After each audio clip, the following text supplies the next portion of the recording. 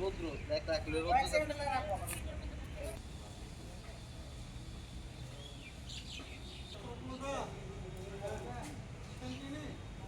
साले कोई आगम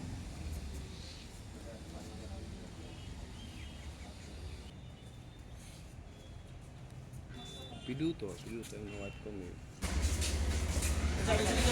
সুমন চাকমা আমাদের কাছে একটা অভিযোগ করেন যে ওনার একটি রয়্যাল এনফিল্ড বাইক অন্য এলাকা থেকে চুরি হয়।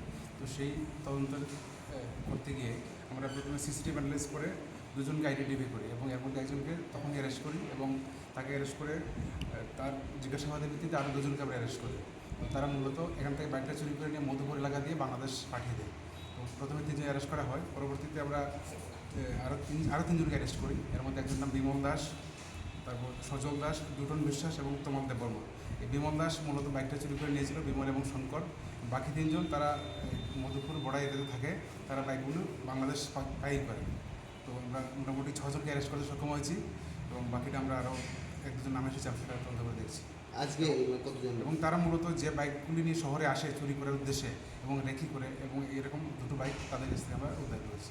আজকে কয়টা বাইক সঙ্গে আর কতজন আজকে তারা কি কি কোন থেকে অ্যারেস্ট করেছে? আজকে মোট 3 জন অ্যারেস্ট করা হয়েছে, এর মধ্যে দুটো বাইক সহ।